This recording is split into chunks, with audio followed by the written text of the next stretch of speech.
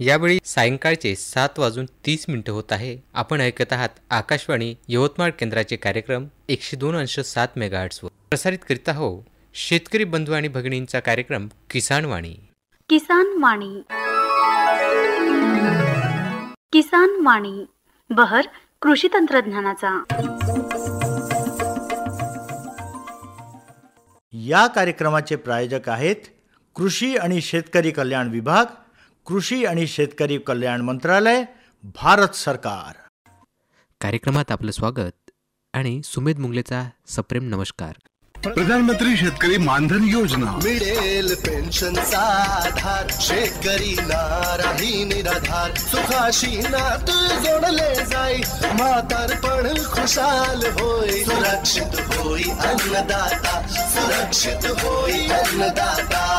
प्रधानमंत्री शेतकरी मानधन योजनेनं लघु आणि सीमांत शेतकऱ्यांचं भविष्य होईल सुरक्षित आणि 60 वर्ष वयापासून 3,000 रुपयांची मासिक पेन्शन होईल सुनिश्चित. 55 रुपये ते 200 रुपयापर्यंत मासिक हप्ता देऊन प्रवेश करू शकतात 18 ते 40 वर्ष वयाचे शेतकरी. या अंशदायी योजनेत सरकार देईल बरोबरीचे योगदान. सर्व शेतकरी बंधू भगिनींनी या योजनेच्या लाभाकरिता जनसेवा केंद्रात जावे आणि आपले निशुल्क नोंदणीकरण करावे. प्रधानमंत्री शेतकरी मानधन योजना, अन्नदात्याच्या परिश्रमाचा आधार, पेन्शन त्याचं भविष्य सुरक्षित साकार. कृषी आणि शेतकरी कल्याण मंत्रालयातर्फे जनहितार्थ जारी.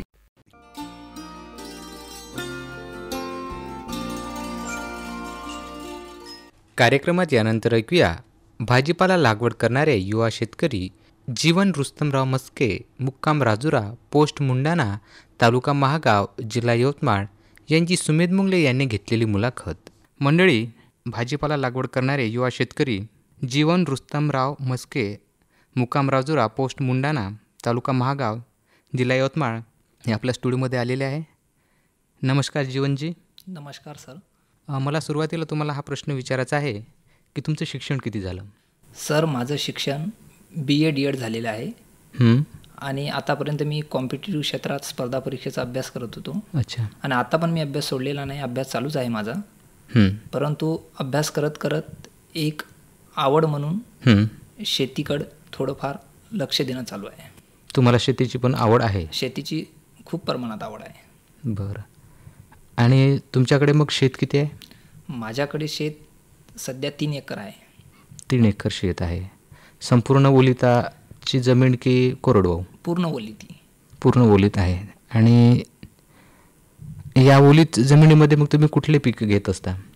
ओलित जमिनीमध्ये आपण हळद, कापूस, सोयाबीन आणि उरलेल्या क्षेत्रामध्ये भाजीपाला.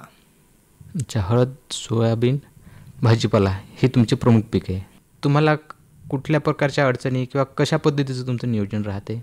सर्वात जास्त म्हटलं तर आपल्याला भाजीपाला या पिकावर सर्वात जास्त नियोजनाची शिस्त ठेवावी लागते.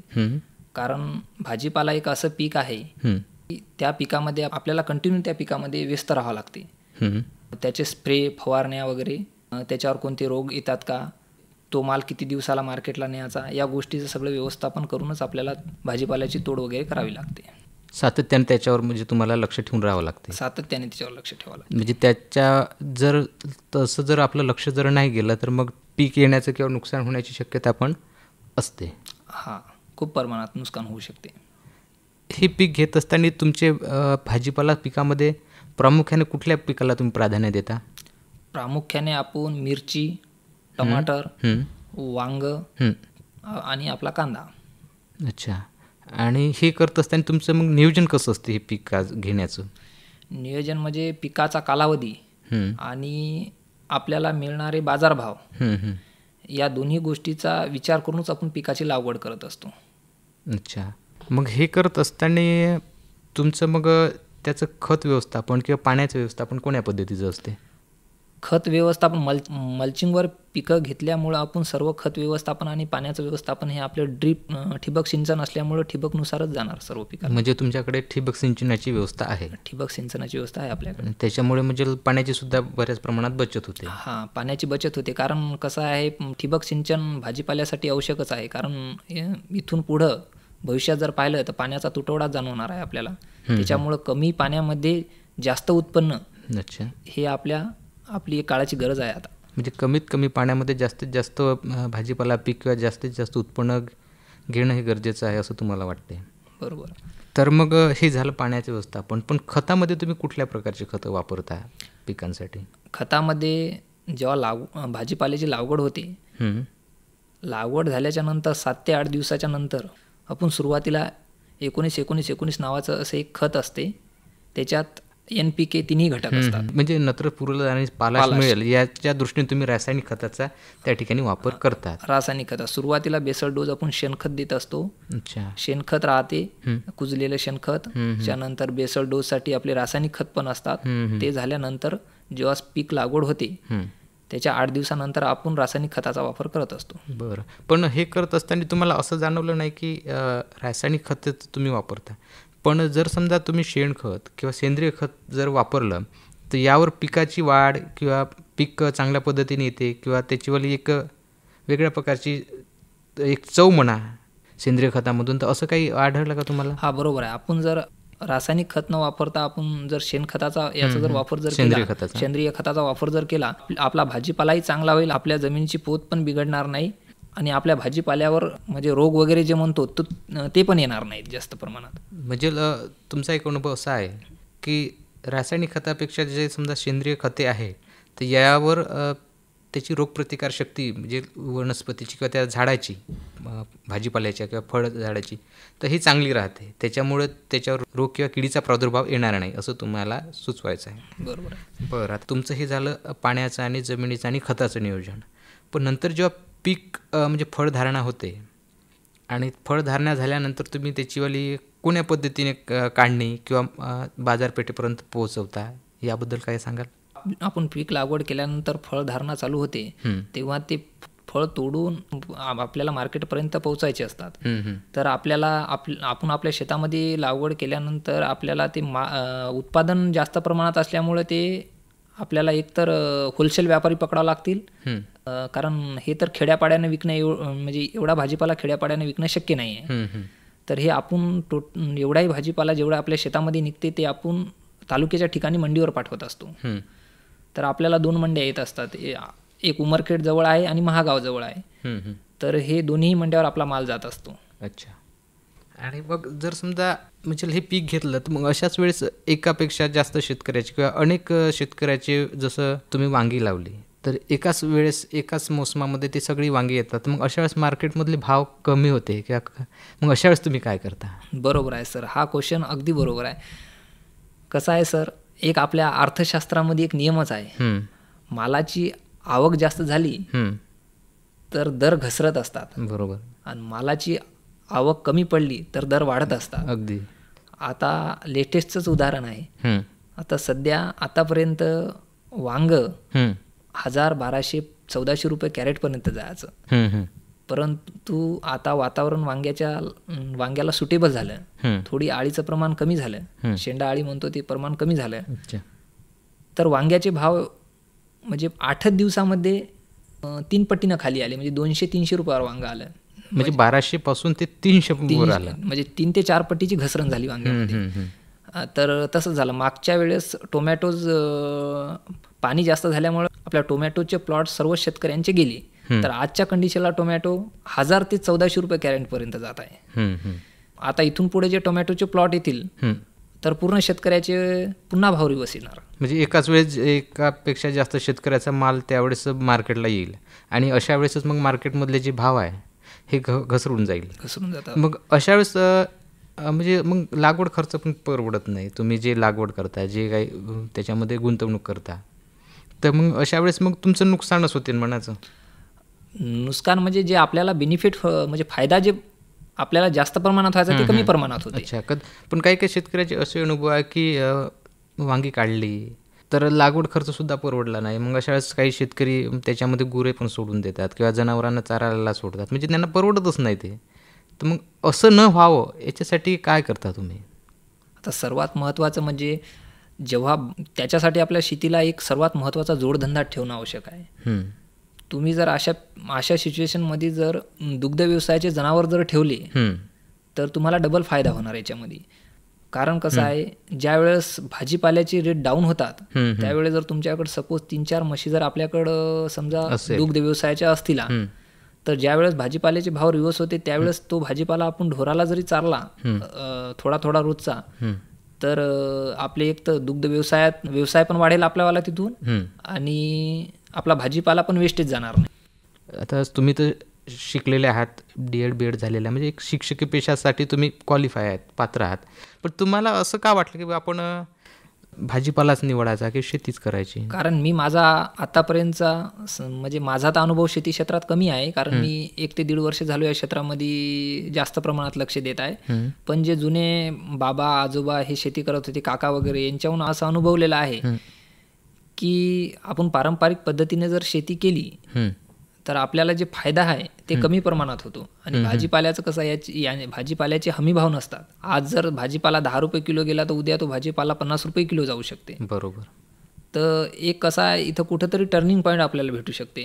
आपलं नुकसान होत नाही. फायदा तर आपण जे पारंपरिक पिकं घेतो तेवढा तर फायदा आपल्याला कमी भावात भाजीपाला गेला तरी तेवढे पैसे मिळतात. पण कदाचित जर आपल्या तकदीरानं जर आपल्याला जर भाजीपाल्याचे भाव जर वाढले तर एक टर्निंग पॉईंट जे आपल्याला आपण म्हणतो ना की एक कुठेतरी टर्निंग पॉईंट भेटते, तर आर्थिक परिस्थिती सुधारण्यासाठी तो टर्निंग पॉईंट भेटू शकते तिथून आपल्याला. की जसं कांदा, की एक काळ असा आहे की कांदा 10 रुपये किलोपर्यंत येते, एक काळ असा आहे का 200 रुपये किलोपर्यंत जाते. तर असा जर टर्निंग जर पॉईंट जर मिळाला आणि शेतकऱ्याचं जर समजा ते कांदा लागवडीचं जर नियोजन व्यवस्थित जर झालं तर नक्कीच त्याला त्याचा कायदा होते. तर असं कधी झालं का तुमच्या संदर्भात? हां, तर माझ्या शेतामध्ये कांदा हे प्रमुख पीक राहते. तर मी कांदा याच्यासाठी लावतो की कांदा एक अशी वस्तू आहे, ते वजनी असते, आणि कधी जर आपल्याला जिंदगी जर टर्निंग पॉईंट भेटला तर तो एक पीक चांगला आहे, कारण तो 1-2 महिन्यात सडणारही पीक नाही, तो आपण 4-6 महिने स्टॉक करून ठेवू शकतो. अच्छा. पण मगाने तुम्ही म्हणताना एक शब्द उच्चारला की पारंपरिक पद्धतीने शेती आजोबांनी केली, मग वडिलांनी, मग आपण, आता आपली वेळ आली समजा तुम्ही एक शेतकरी म्हणून. तर पारंपरिक पद्धतीपेक्षा तुमच्या डोक्यामध्ये अशी काही कल्पना आहे की आपण आधुनिक पद्धतीने शेतीमध्ये काहीतरी केलं पाहिजे? बरोबर आहे. आपण आधुनिक पद्धतीने शेतीमध्ये खूप काही चेंजेस करू शकतो. आता पारंपरिक पद्धतीमध्ये कसं, आता आपलं क्षेत्र कमी असल्यामुळं आपण शेतीवर जास्त लक्ष केंद्रित करू शकतो. आता ज्यांच्याजवळ शेती जास्त असते ते तर गहू, हरभरा यासारखे पिकं घेणारच. पण आता एक विचार जर केला तर गव्हासारखं पीक एकरी 8 पोते 10 पोते असं पीक असते सरासरी, तेवढं उत्पन्न. गव्हाला हमी भाव 1700-1800, खूप झाला प्रायव्हेट क्षेत्रात 2000 रुपये. तर एक विचार केला तर एका एकरमध्ये 10 पोते गहू झाला तर 10 क्विंटल गहू झाला तर 20,000चा गहू व्हायला. एक विचार केला तर त्याच्यामागं 5,000 रुपये लागवड, बी बियाणाचा सर्व खर्च मजुरीचा, 15,000 रुपये 3-3.5 महिन्याच्या काठी शिल्लक राहतात. जर भाजीपाल्याचा विचार, आपण याच्यासाठी भाजीपाला क्षेत्र निवडलं की भाजीपाल्याचा विचार जर केला, 1 एकरमध्ये टोमॅटोची लागवड केली, जर आजच्या कंडिशननुसार जर आपल्याला भाव ठीक आहे, आज 1200 रुपये कॅरेट आहे, पण आपल्याला 500 रुपये कॅरेट जरी भाव जरी भेटला तर एका एकरमध्ये नाही म्हटलं तरी 1.5 लाखाच्या वरतून टमाटर होते. अच्छा. आणि ते किती दिवसामध्ये? 3 महिन्यात, 3-3.5 महिन्यातच. अच्छा. तर आपल्याला खर्च 50,000 रुपये त्याच्या मागचा गेला तरी आपल्याला 3 महिन्यात 1 लाख रुपये त्या क्षेत्रात उरतात, 3 महिन्यात 15,000 रुपये उरतात. एक जर दोन्ही पिकाचा रेशो काढला तर एवढंच की भाजीपाल्यात मेहनत जास्त आहे, म्हणजे तिथे करावं लागतं. तिथं डेली आपल्याला शेतावर व्हिजिट म्हणजे फेरी द्यावाच लागत असते. आणि मग आता समजा हा भाजीपाला पीक आहे, जसं मिरची, टोमॅटो, कांदा, त्याच्या व्यतिरिक्त पालक किंवा सांबार किंवा मेथी यासारखी पिकं तुम्ही घेत असाल? हो, पालेभाज्यामध्ये आपल्याकडे मेथी असते, पालक असते, शेपू असते. मग हे जे पीक आहे तर हे पीक तुम्ही तर घेता, पण त्या व्यतिरिक्त काही वन्य जनावरं सुद्धा आहे, जसं माकडं आहे, रानडुकर आहेत, सारचा आहे, तर याचा काही त्रास वगैरे काही? याचा त्रास आपल्या जमिनीला नाही आहे, कारण आपली जमीन गावाजवळ आणि रोडच्या काठाला आहे. आणि जो वन फॉरेस्ट एरिया म्हणतो तो आपल्या शेतापासून भरपूर अंतरावर आहे. अच्छा. त्याच्यामुळं फक्त वानेराचा वगैरे थोडा त्रास राहतो, पण आपले कोणीतरी माणसं शेतामध्ये असतात त्याच्यामुळं ते काय तेवढा त्रास देत नाही. म्हणजे तुम्ही त्याच्यावर नियंत्रण राहते आपल्याला. किंवा अशा बरेच शेतकऱ्याचे अनुभव आहे की त्यांच्या मनामध्ये खूप असते की आपण भाजीपाला पीक लागवड केली पाहिजे, कांदा मिरची लावली पाहिजे, परंतु त्याचं शेत गावापासून बरंचसं लांब असते, तिथं जाण्याची व्यवस्था नसते, कधी रस्ते नसतात, मग अशा वेळेस तो लावण्याचा विचार करते, पण हे जे वन्यजीव आहे तर ते वन्यजीव त्याचं होऊ देत नाही. पाण्याची व्यवस्था असते, त्यांच्याकडे सगळी सोय असते, पण वन्यजीवामुळे ते थोडे मागं पडतात. तर अशासाठी काय नियोजन करायला पाहिजे असं वाटतं तुम्हाला? ज्यांना रस्त्याची वगैरे सुविधा नाही आहे ज्यांच्या वावराकडं, म्हणजे जाण्यासाठी भाजीपाला क्षेत्र असं आहे की आपल्या कमीत कमी आपल्या घरचं स्वतःचं बंडी म्हणा, असे तरी वाहन शेतापर्यंत गेले पाहिजेत. अच्छा, म्हणजे शक्यतोवर शेत हे रोड टच असलं पाहिजे. आपलं शेत रोड टच आहे म्हणूनच आपण भाजीपाल्याचं क्षेत्र निवडलं, कारण आपल्याला माल जरी भरायचा असला तर आपल्या शेतापर्यंत, आपल्या मालापर्यंत गाडी गेली पाहिजेत. या दृष्टीने आपण ते क्षेत्र निवडलं. आपलं वाहन तिथपर्यंत पोहोचलं पाहिजेत. कारण टोमॅटोचं 1 कॅरेट 25 किलोपर्यंत असते. असे एकरी एक दिवस आड 100 कॅरेट, 80 कॅरेट, 90 कॅरेट निघतात. एवढे कॅरेट जर डोक्यावर वाहून न्यायचं म्हटलं तर खूप अवघड आहे. त्याच्यासाठी रस्ता जर असेल तर भाजीपाला क्षेत्र भाजीपाला होऊ शकते. बरं, मग आता तुमच्याकडे इरिगेशन आहे, मग याला जोडधंदा म्हणून भाजीपाला तर आहेच आहे, याला जोडधंदा म्हणून काही पशुचं काही नियोजन आहे का? पशुचं व्यवसाय वगैरे करण्याचं, दुग्ध व्यवसायासारखं? दुग्ध व्यवसायासारखं सध्या आता माझ्याकडे एक म्हैस, एक गाय आहे. अच्छा. तर समोर चालून भविष्यात या क्षेत्रामध्ये वाढ करण्याचा विचार आहे. आणि सोबतच माझं गोटपालनचं प्रशिक्षण झाल्यामुळं गोटपालनचाही मी विचार केलेला आहे. अच्छा, गोटपालनामध्ये मग 2 प्रकारचं आहे, मग बंदिस्त आहे आणि मुक्त आहे. तर मग अशामध्ये तुम्ही काय कराल? तर मी बंदिस्त गोटपालनचा विचार केलेला आहे. म्हणजे का बरं बंदिस्तच? बंदिस्त गोटपालनचे आपल्या दृष्टीनं 2 फायदे आहेत आपल्याला. एक तर आपण शेतामध्ये कंटिन्यू असल्यामुळं त्या पशुवर आपलं पूर्ण नियंत्रण राहते. म्हणजे बरोबर आहे, भाजीपाला असल्यामुळे तुम्ही त्या शेतामध्ये राहताच. वेस्टेज निघणारा पूर्ण भाजीपाला पशुला खाद्य म्हणून जातो. आणि म्हणजे छोटे छोटे पिल्ला असतात ते कंटिन्यू त्यांच्या जवळ असतात, त्यांची पण वाढ चांगल्या प्रकारे होते, कारण त्यांना जेव्हा भूक लागली तेव्हा त्या बकरीचं दूध वगैरे त्यांना पियाला मिळते. आणि आपल्या शेतापासून फॉरेस्ट एरिया भरपूर दूर असल्यामुळं ते आपण डेली तिथं चारायला नेऊ नाही शकत. पुरण भरपूर आपल्या शेतापासून लांब आहे. त्याच्यामुळे तुम्ही बंदिस्त शेळीपालन करण्याचा तुमचा समोरचा मानस आहे. आणि या व्यतिरिक्त मग तुम्हाला तुमच्या डोक्यामध्ये आणखीन काही प्लॅन्स आहे का शेती संदर्भात? म्हणजे भविष्यामध्ये तुम्ही त्याच्यावर वर्क करून काहीतरी अर्थार्जन करू शकाल? सध्या तरी आता असे प्लॅनिंग नाही आहे आपल्या डोक्यामध्ये. जसं की कुक्कुटपालन सारखं झालं. कुक्कुटपालन कसं आहे, ते गावाला लागून शेती असल्यामुळं मी सध्या कुक्कुटपालनचा विचार केलेला नाही. कारण कुक्कुटपालनचा जे स्मेल जे म्हणतो आपण तो कारण गाववाल्याला त्रासदायक ठरतो. बरोबर. या व्यतिरिक्त तुम्ही हे जे काम करताय, तरुण आहात, युवा आहात, तर तुम्ही जे तुमच्या वयाचे जे युवक आहेत, जे म्हणजे हतबल झालेले आहे, काही जणांचं शिक्षण झालं पण काही जॉब मिळत नाही किंवा काम मिळत नाही, कोरोनाच्या बऱ्याच मुलांचे काम गेले आहे, तरुणांचे काम गेले आहे, तर अशा मुलांना तुम्ही काय सांगू शकाल? अशा युवकांना मी एकच संदेश देऊ शकतो की तुम्ही ज्या क्षेत्रामध्ये आहात त्या क्षेत्रामध्ये मन लावून, अभ्यासाचं क्षेत्र असो या तुमचं रोजीरोटीचं क्षेत्र असो, शेती असो, कोणतंही असो, त्या क्षेत्रात मन लावून काम करा तुम्ही. आणि एकदम खचून जाऊ नका, कारण सर्वांना माहीत आहे गव्हर्नमेंट सर्व्हिसचे चान्सेस आता फार दिवसांदिवस कमी होत चाललेले आहे. त्याच्यामुळं खूप काही विद्यार्थी डिप्रेशनमध्ये जात आहेत. तर एकदम डिप्रेशनमध्ये जाऊ नका. शेवटी कोण्याही क्षेत्रात तुम्ही म्हणजे मन लावून इंटरेस्टनं काम केलं ना तर लाईफ खूप इजी आहे. बरं जीवनजी, तुम्ही आज अत्यंत तुमचा व्यस्त असा वेळ आमच्या स्टुडिओमध्ये येऊन दिला, त्याबद्दल आकाशवाणीच्या वतीने तुमचे धन्यवाद आणि नमस्कार. नमस्कार सर. आताच आपण भाजीपाला लागवड करणारे युवा शेतकरी जीवन रुस्तमराव मस्के, मुक्काम राजुरा, पोस्ट मुंडाणा, तालुका महागाव, जिल्हा यवतमाळ यांची सुमेध मुंगले यांनी घेतलेली मुलाखत. हर जोखिम से निकल कर फसल आए, सुरक्षित हो जाए, फसल बीमा से हर किसान अब आत्मनिर्भर हो जाए. संकट के समय प्रधानमंत्री फसल बीमा योजना किसानों के लिए वरदान है. अब सूखा पड़े या बाढ़ आ जाए कोई डर नहीं, अब ओले पड़े या कीट पतंगे फसल खा जाए कोई फिक्र नहीं.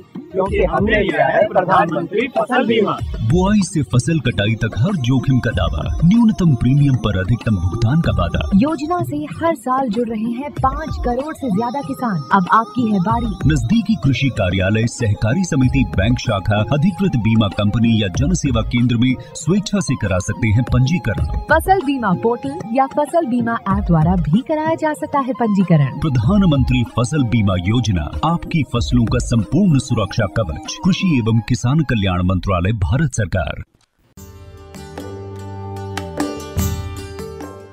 मंडळी, आता किसानवाणी या आपल्या कार्यक्रमाची वेळ झालेली आहे, तर सुमेध मुंगले घेतो आपली रजा. नमस्कार.